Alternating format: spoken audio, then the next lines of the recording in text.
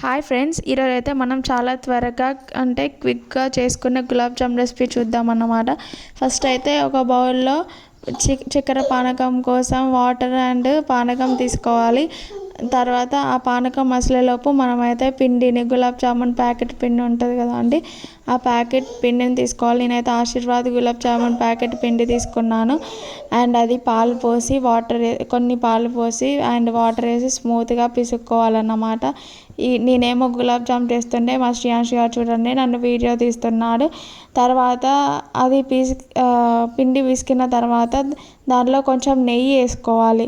ఆ నెయ్యి అనేది సాఫ్ట్గా వస్తుంది. ఆ నెయ్యి అప్లై చేసుకుంటూ మన 2 హ్యాండ్స్కి కూడా అంటే మన 2 హ్యాండ్స్కి కూడా అప్లై చేసుకొని ఆ నెయ్యితో అతుక్కోకుండా విడివిడిగా అలా చిన్న చిన్న లడ్డూలుగా చేసుకొని పెట్టాలి.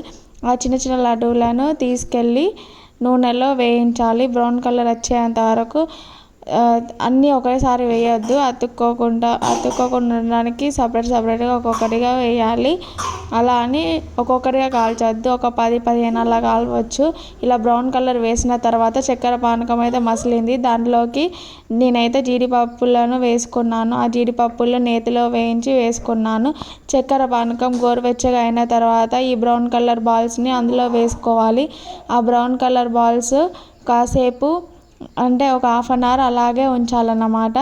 ఇప్పుడు చూడండి ఎలా ఉన్నాయో. కాసేపు కలబెట్టి కొంచెం మునిగేలాగా ఉంచి ఒక అర్ధగంట తర్వాత తీసి చూస్తే గులాబ్ జామున్ రెడీ.